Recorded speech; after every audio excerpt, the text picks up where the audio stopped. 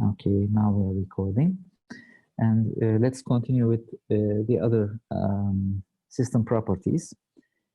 Another system property that we will be talking about is the causality.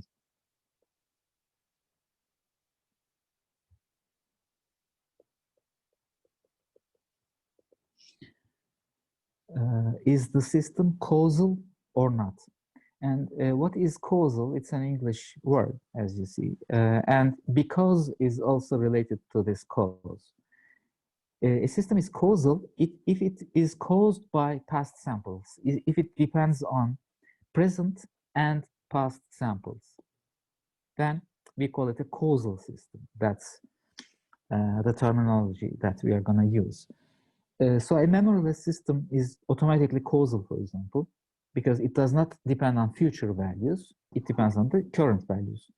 But it may depend on the past values too to be causal. So such systems, what kind of examples can we give? We can say y of t is equal to x of t minus 1 plus x of t minus 2 x squared of t minus 2, for example. Let's try to complicate it a little bit. This, as you see, is a causal system because it depends on past values, 1 second before value and 2 seconds before values. It may also depend on the current value, but it mustn't depend on the future values. If it depends on the future values, then it is non-causal. Non-causal examples, I want to give a few. That example at the top is a causal example, a typical causal example. Non-causal example, for instance, yeah, this is a good one. Y of t is equal to x of absolute value t minus 1. Why is it not causal? It is not causal, particularly for negative times or times less than 1. Because when t is less than 1, inside the absolute value becomes negative. Let's say negative 1. Let's say t is equal to minus 1. Okay, let's take a look at that position. Then let's say y of t at t is equal to minus 1, which is y of minus 1, must depend on the past values before minus 1, like minus 1.5, minus 2, minus 3, minus 10, etc. Everything before minus 1, before that time instant, because that is the time instant right now. Y of t is at t is equal to minus 1. And that is equal to x of the input of absolute value minus 1, which is x of 2. And 2 is a future value, a future time for minus 1. We are at a time minus 1, and it depends on the value of the input at 3 seconds before, 3 seconds earlier or ahead. It's a future value, x of 2. So this is, for example, not a causal system. It is a non-causal system. Non-causal systems cannot appear in physical time signals. If the argument is time t, like this, then we don't expect things to be non-causal. For example, circuits or mechanical systems. But for digital data, sometimes, although we call it as time, it's not really time. It's just the argument or the parameter of the function. For example, in images, for a point corresponding to 0, the right-hand side of the image is like the future pixels, and the left-hand side is like the past pixels, but they're all pixels and they are available at all time instants. It's not future, it's space. It's not time anyway. So in image processing, for instance, we may come up with non-causal systems. For example, averaging filter. An averaging filter behaves like this. We have a discrete time signal like this. Okay, and the averaging filter is producing an output for a time instant, let's say t, this one, looking at one sample to the left, one sample to the right. So it is looking at this value, and this value. It is averaging these values to produce an output. So of course, this is n. So we should better not say that this is t, but let's call it a time m. Let's make it a discrete entity. This m value. What is it? It is, for instance, x of or y of n is equal to x of n minus 1 plus x of n plus x of n plus 1 over 3. It is averaging these 3 signal values to produce an average output, to produce a blurring filter, kind of an output, taking the average of the 3. So whatever this n is, it is looking at one before it itself and one after it, and then averaging it, and then it's sliding, of course. For every n, it works like this. This filter is non-causal because it is looking at one ahead, which is here, this one. Since it has x of n plus 1, that's a future value. So that makes it non-causal. But of course, this may happen in digital data, including images and any kind of recorded data. If you record the data, you don't really talk about past and present or future. Those times are critical if the system is real-time and working simultaneously. Then you don't simply have the future, so you cannot use it. So all physical systems are essentially causal. So causality is something like this. Now let's move to another property, that is stability. Like invertibility, the tools that we have for inspecting this property of a system are few now. We don't have much tools to look at whether the system is stable or not. In the future, we will come up with several ways to look at a system from a perspective of whether some properties may exist. They may be inspected or calculated from something else. But now we don't have those tools, so we must make intuitive inspection. Is it obviously stable or is it obviously unstable? And the stability that we will be talking about is bounded input, bounded output stability.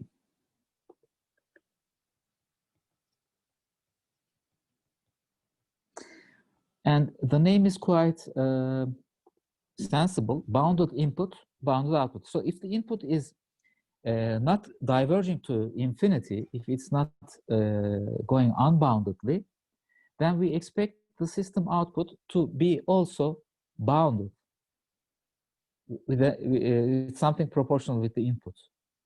But if the output grows, if it feeds itself in a very bad way, then it becomes, although the input was bounded, the output diverges unboundedly, then we say that it's an unstable system. That's how we are going to try to understand stability. For example, this accumulator, y of n, is equal to k from minus infinity to n, x of n. X of k, it's not x of n, sorry. This accumulator is an unstable system. Why? For instance, take x of k to be equal to 1, always. 1 is a bounded signal, it's not infinity, but it's always 1 throughout the time axis, from minus infinity up to a point. So if you accumulate all 1s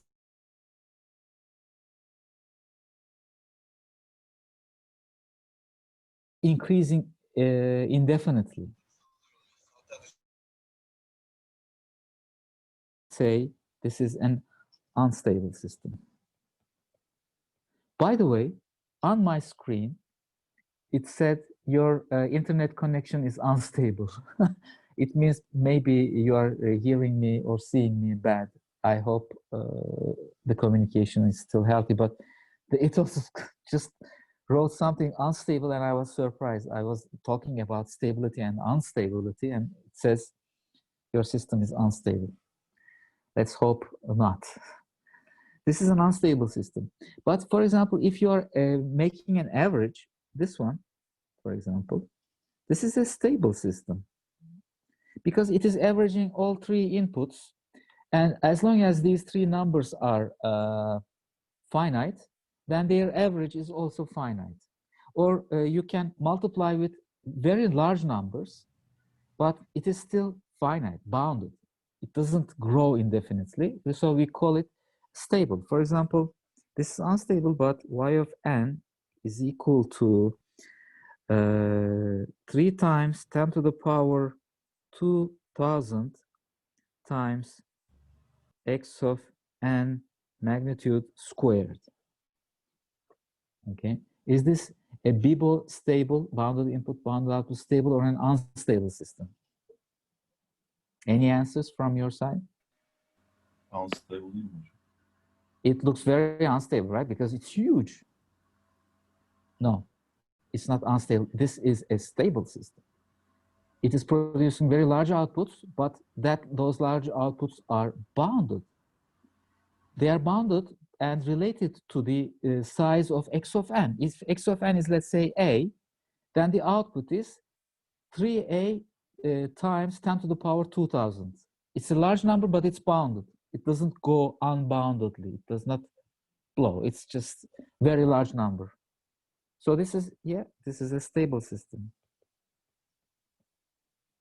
It's not unstable. We cannot say that. But y of n is equal to 1 over x of n. This may be an unstable system. Why? Because if x of n is very small, very, very small, if it is 0, you are doomed. 1 over 0 goes unboundedly. So this is an unstable system. Or what else could you think of? Tangent. Yeah, tangent of y of t is equal to tangent of x of t. This is unboundedly growing at pi radians, or 90 degrees, in other words. It produces an infinity.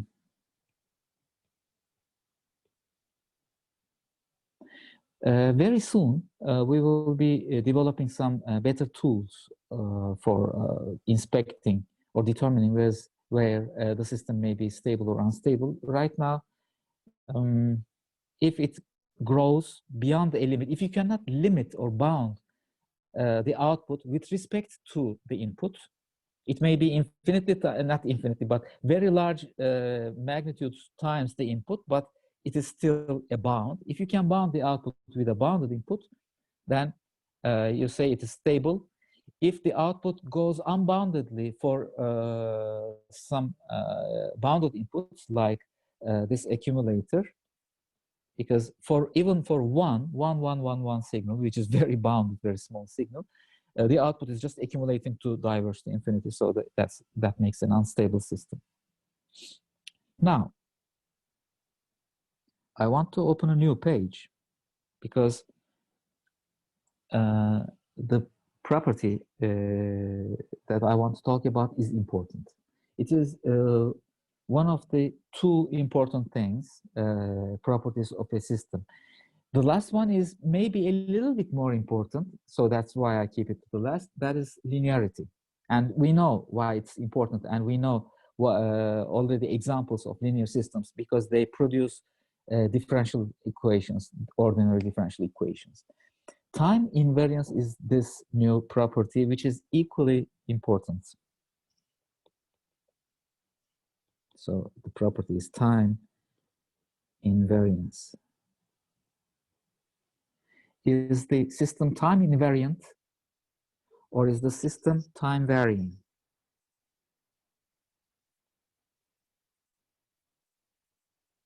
Time invariant and time varying. Okay, those two are the terms that we are going to use. We are going to call the system.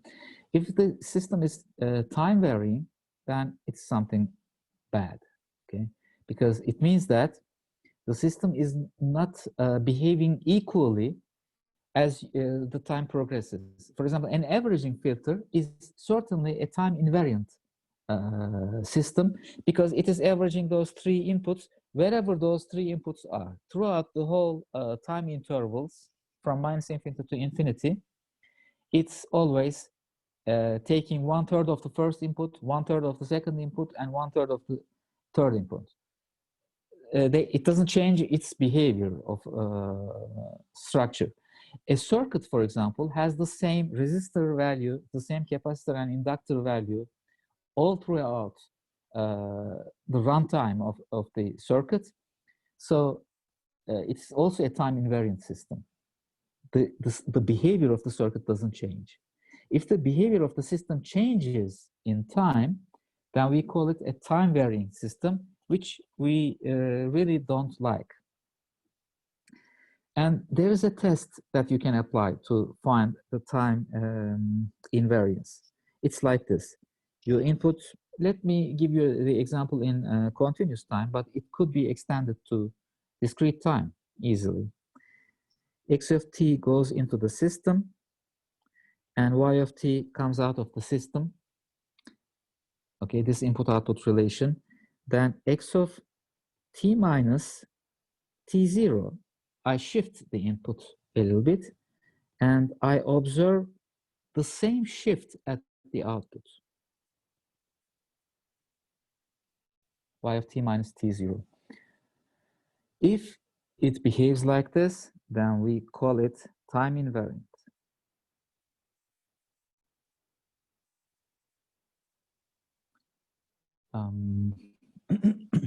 Time varying, most of the systems that we will be dealing with will be time invariant because they will be just filters, and we are locally along the time, we are just applying the filter, the same filter. The filter structure does not change in time. We are applying the same filter all throughout this input signal. Those will be clearly time invariant, but coming up with time varying systems is a little bit more difficult, so I have to fabricate, imagine some time varying examples. For example, this y of n is equal to n times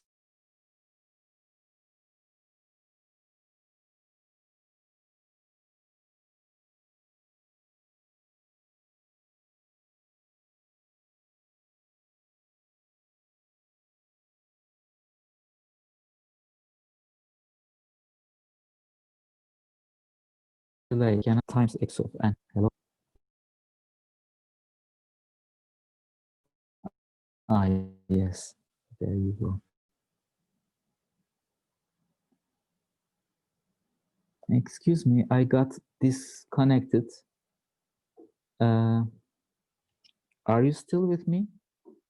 Hocam bağlantı bir ara kesilmişti de duyamadık. Okay, now I was disconnected from the whole computer and the computer again connected, so I was terrified. Okay, so if you can see this page now, the question is y of n is equal to n times x of n. Is this time invariant or time varying? Here's the new question.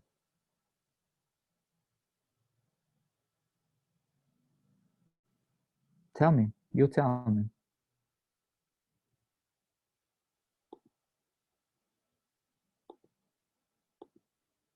Even if you don't know, just make a guess.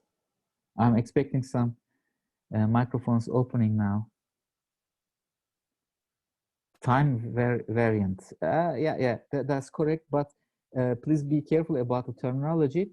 It's not time variant, it's time varying, yes. time invariant and time varying. Yes, it is time varying. It's true. Let's give a very quick and easy check. If you can find the time, like t or n, anywhere out of the function or the signal argument, if it's out of it, like here, it is n times x of n. So there is an n out of x of n, dangling time index. Whenever there's a dangling time index, it means it's time varying, of course. It can't be time invariant. But still, we can make the test. The test just on top of t minus t0 test. So if x of n is the input, then the output is y of n. How about input is x of n minus 1, let's say. N minus n0 or whatever. N minus 1 is okay. If this is the input, then the output is n times x of n minus 1, because that's how this function works. It multiplies the input with n times the input. X of n minus 1 is the input, so output is n times x of n minus 1. Let's call it y hat of n. Now the question is, with this y of n, with this y hat of n, is y hat of n equal to or not y of n minus 1? What is y of n minus 1? It is n minus 1 times x of n minus 1, right? This is y of n minus 1 because this is y of n. Therefore, y of n minus 1 is this, but y hat of n is here. Therefore, they are not the same. The answer to the question is no. So x of t minus t0 or n minus n0 does not produce y of t minus t0. So it doesn't pass the time invariance check, and we say that it is time varying.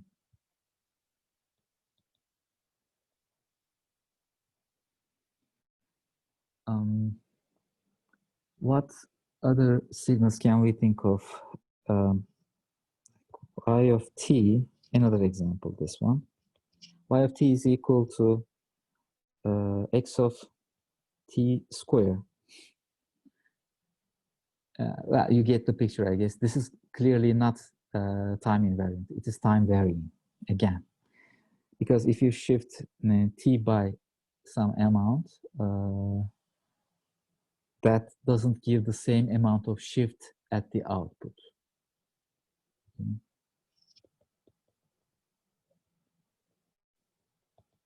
This is also time varying.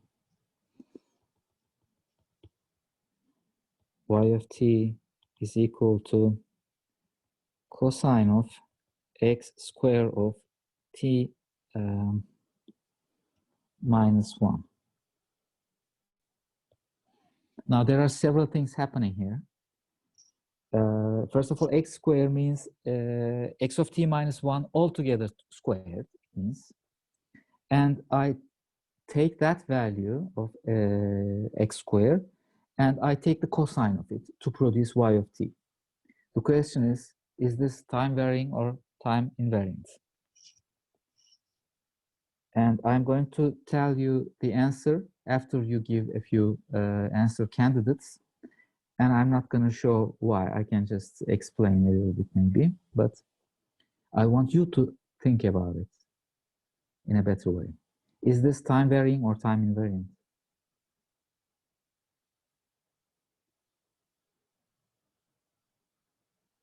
Waiting.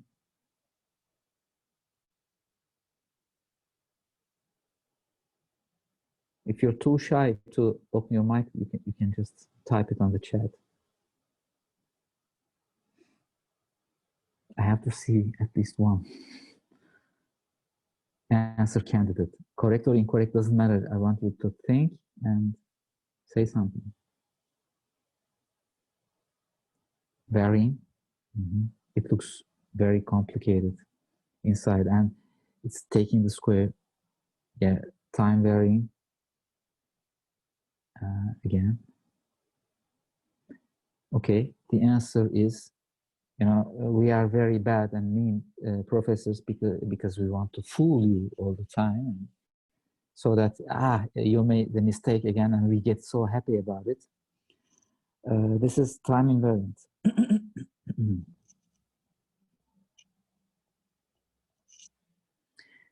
Just apply the test, and in the test you can see that it is only shifting in t. Here this is x of t minus 1 altogether being squared, but t is t minus 1. Okay, and it's just applying a shift into the time. So wherever you go, it applies the same amount of shift to the time, and it's nonlinear, very nonlinear function. This one, it's not the linear system, but it is a time invariant system because it has the same nonlinearity throughout the whole system. So it's a time invariant system. It works the same. It works the same nonlinearity. It adds the same nonlinearity to the input. So it is actually time invariant. Think about it. Oppenheim's book has a lot of examples, and other books also have a lot of examples about time varying and time invariant signals. Make sure that you check all of these things, because in the exam probably I will give you even more complicated things. So you must trust your intuitions, and unfortunately those questions will be multiple choice like questions. It's not, I don't care whether you have solved and applied the test properly and found some incorrect result or not. If your result is incorrect, you will get a 0 out of it. So be careful about it. Look at these questions, solve a lot of system examples, make inspections, make sure that your eventual answer is correct. That's your responsibility. Now the last thing Hocam is, şey söyleyebilir miyim? yes. Bu son örnek tam oturmadı da bende. Lineerlik ve non-lineerlik girdiği için de olabilir. Bir de anlatır mısınız? Look, if y of t minus t0 is what you're looking at, into the same expression, just put t instead of t, substitute t minus t0. All right? Let's do it. It's cosine x squared t minus t0 minus 1, isn't it? This is it. This is the shifted version of the output. Meanwhile, let us apply x of t minus t0 to this system, whose input-output relation was given like this. Let's apply this. Put x is equal to, or the input is equal to x of t minus t0. So what is the output then for x of t minus t0? It's again cosine x squared t minus t0 minus 1. As you see, these two are the same. Teşekkür ederim hocam. So that is clearly a time invariant system. If you shift the input, the output is shifted the same way. Because this t, as you see here, or this one, t, is quite in a linear form, like itself, it's t. If it is 2t, yeah, that's another example. Y of t is equal to x, let's keep it simple. It could be x squared, but I don't know. X of 2t. Is this a time invariant system or not? Varying hocam bu. Yes, this one is time varying. Because if you apply a shifted version of the input, the same shift does not apply to the output. The output will be shifted twice. Therefore, it's time varying. So whenever something is happening to t, like making it t square or making it 2t, or square root of t, or putting x of cosine of t. Look at that. Now the time is the cosine of time. I mean, this time argument is the cosine of actual real time. It's a very nonlinear operation acting on t. It's not in the form of t only. But if inside your function, inside x or x squared or whatever, inside x, if t is doing nothing except for maybe shifts like t minus 1 here, then it stays time invariant. But if something is happening to t inside your function argument, like 2 times t, or square root of t, or t squared, or cosine of t, etc., then of course it becomes time varying. Or if t or n goes out of the function, like t times x of t, of course t is out of the function now, and it makes it time varying. It cannot be time invariant anymore. Those are very simple and quick checks of deciding whether something is time invariant or time varying. All right. Now, let me open a final page for today, and I'm not gonna finish or wrap up this course talking about linearity. Is linearity. The property that I want to talk about is linearity. So we will say is the system is linear or non-linear. When is a system linear and when is a system non-linear? First things first, for an ordinary differential equation, if you have an ordinary differential equation which describes your system, this is, just keep it, memorize it that way. If you have a linear set of constant coefficient differential equations like y double prime of t plus a times y prime of t plus b times y of t is equal to 3x double prime of t minus 5x of t, like this, then it is linear. Okay, this is a quick check if it is given in this form. Or 3 times y n minus 1 n minus 2, let me say, plus 5y of n minus 1 plus y of n is equal to 2x of n minus 1 minus x of n. This is this time a difference equation, not a differential equation, but a difference equation. These two are automatically, with no doubt, they are linear. I'm telling you these because the check that I will teach you for testing linearity does not easily apply to these things. And it will be very difficult to apply a linearity test to these and come up with whether it's linear or not. So you have to accept that these are linear. But they become nonlinear if you have some constant coefficients. For example, plus 3 here or minus 5 to the left-hand side or the right-hand side. Whenever there is some constant coefficient, plus or minus b or whatever, in any of the equation sides, then it becomes nonlinear. Okay, this is first things first.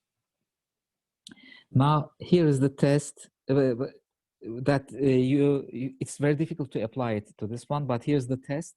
And I will stop after briefly explaining the test because we will continue this way in the next week. We will start from, again, linearity, and we will merge it with the time invariance. Linear and time invariant systems is what we are going to get. And for this week, I gave you some YouTube videos. From there, if you follow those videos again, once again, with these things in your mind, you will understand how we can combine linearity and time invariance all together. By the way, the Oppenheim's video is briefly explaining these properties as well. So just watch it from there too. Now, a linear system is working like this. X of t, it could be x of n, produces y of t, which can be extended to x1 of t produces y1 of t, and x2 of t produces y2 of t, okay? These are the experiments that you made, for example. Linearity has two aspects. One, a times x of t, if you scale the input by a real or a complex number a, then the output must be scaled with the same scale. So twice the input will produce twice the output. That is a linearity property. And by the way, in the previous lines, this +3 and -5, such additional coefficients will disturb this property. Because when the input is twice, the output will not become twice if there is a constant coefficient, okay? Otherwise, if you don't have those constant red coefficients, the left-hand side and the right-hand side can be multiplied with the same numbers, both from the left and from the right, and the equation does not change. So this is one property of linearity. Scaling reflects to the output. And the second, x1 of t plus x2 of t, where x1 of t is here and x2 of t is here, will produce, guess what? y1 of t plus y2 of t. In other words, if you combine inputs, then the outputs are also combined for linear systems. Okay, and 1 plus 2 altogether means that a times x1 of t plus b times, not y, b times x2 of t with this linear and time invariant system must give you a times y1 of t plus b times y2 of t.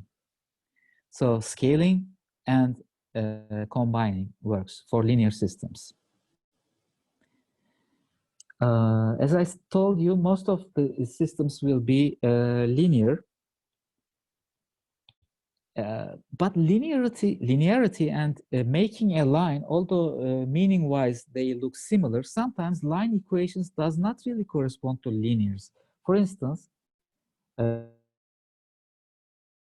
answer to this one, y of n is equal to x of n minus 3 plus 2. Is this a linear system? It looks like a linear relation between x and y, right? You can say, yeah, it's a line equation, hence linear. But unfortunately, no, it's not linear, because if you double the input, let's do that test. Let's see if it obeys that test or not. For example, 2 times x of n is the input, and the output will be y of n is equal to 2 times x of n minus 3 plus 2. Okay, this is the output. This will be the output. If input is 2 times x of n, the output is 2 times x of n minus 3 plus 2. And this is not equal to y of n, but it must be, because a times x of t must produce a times y of t. So 2 times x should, it was equal to 2 times x of n minus 3. One is 2xn minus 3 plus 2. The other one is 2xn minus 3 plus 4. They are different. Now there is a simple check again. I take it for granted for this one. Is the zero input, zero output check. So if the input is 0 for linear systems, the output must be 0. I'm giving you this as a hint. Okay, so take very good care of it.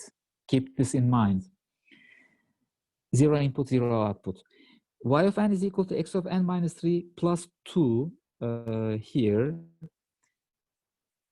is not a zero input, zero output system, because if the input is 0, output is y of n is equal to 2. It's not 0 anymore. So this is nonlinear. Okay. Although it looks like a line equation between y and x. So yeah, we will continue with these discussions, and we will vastly integrate the linearity and time to come up with the new concept of linear and time invariant systems, LTI, linear and time invariant. Over there, we will see again this convolution thing and such operations and why they are very important. So I will stop the recording, but before that, you may have some questions. 2 times y of n is 4 times x of, 4 times x of n minus 3 plus 4. No, it's not true. It is 2 times x of n minus 3 plus 4. I wrote it here. This is y of n, and 2 times y of n is this.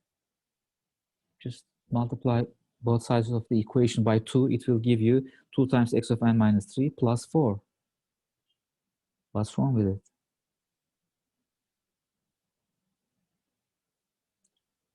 You may open your mic and ask verbally if you wish. And the thing is that it's not equal to this output to this input. Because to this input, this is the output, certainly. And that's not equal to 2i of y of n. So it does not obey this first rule. Well, it does not obey the zero input, zero output property of linear systems anyway. So if you're not very comfortable with this, yeah. Bir systemde past input, what? I cannot see the past input, present input, future input olursa. Past input, present input, future input olursa, causal hem de memory oluyor mu? Past, present, future. If we have all of these, can it be causal and with memory?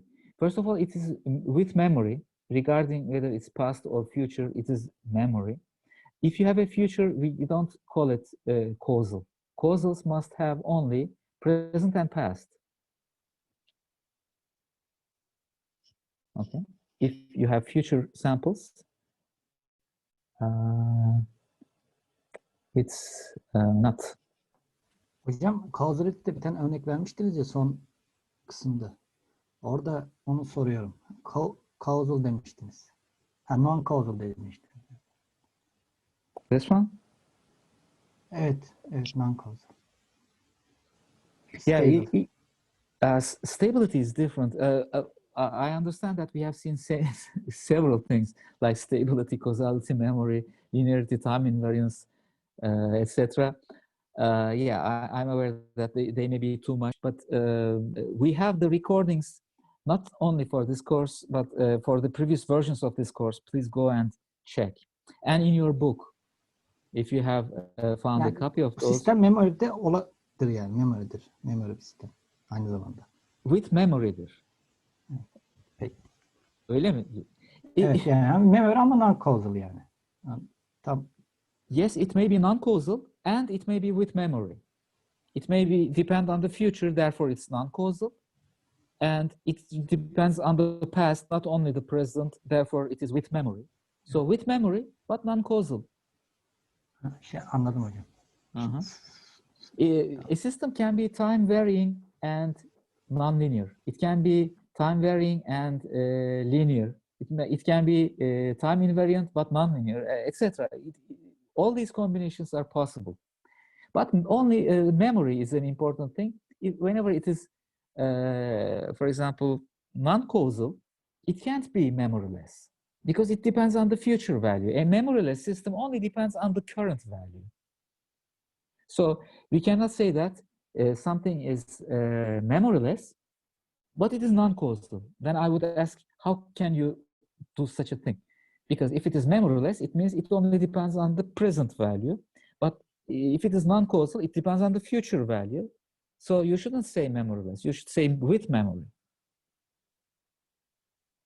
A memory of the future, not the past, not necessarily the past. A memoryless system is a very special case of a system which only depends on the current time.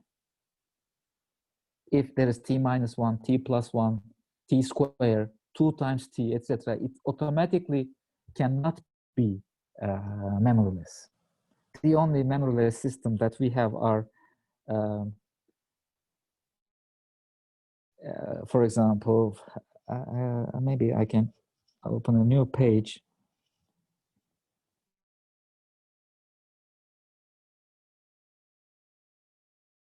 Equal to x square of t, one extra parentheses.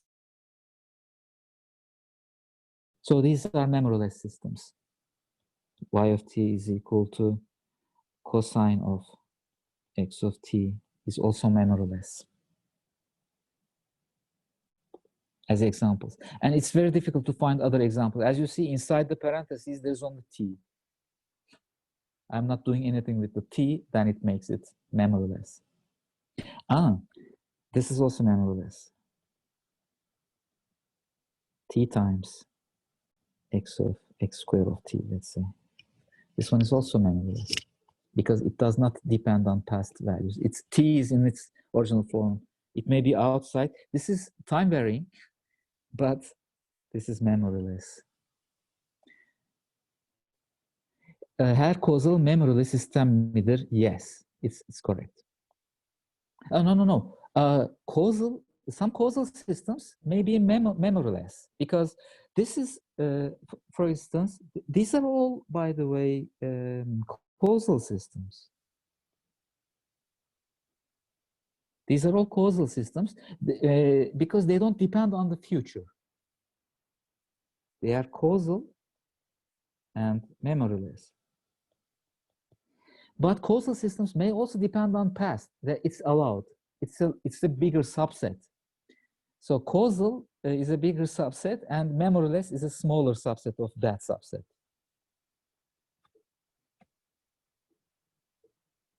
I think you need some exercises and some examples from certain resources, including the book, for this. If you may come up with further questions until the next lecture, we can discuss about those things, those examples. Hocam bu Before starting the next. zero input, zero output kısmını ben Linearity. tam anlayamadım da. O zero It's a input linearity property. It's a shortcut of making a test. I'm telling you, I'm giving you that information as a hint or a cheating information in the examination. Just check the zero input, zero output. If it violates zero input, zero output, then it is certainly nonlinear. But it doesn't, of course, mean that if there is zero input and zero output, it is linear. No, I don't claim that. For example, y of t is equal to x square of t. This is zero input, zero output, isn't it? Xt is zero, its square is also zero, but it is nonlinear. So I'm not saying that every zero input, zero output is a linear system, but if it does not obey the zero input, zero output property, then it is certainly nonlinear. It's a check for nonlinearity. Tamamdır. It doesn't mean that it's linear. Of course, I have to say not always. It's a necessary condition for linearity. It's not a sufficient condition. You must also check further whether it is linear or not. But if it violates the zero input, zero output condition, you can definitely say that it's not linear. Tamamdır hocam. Okay. All right, you may come up with further questions. Please do some exercises. Think about it, discuss among yourselves. Yeah, you can come up with further questions. We'll talk about this next week. Until the next week, now I'm stopping the recording.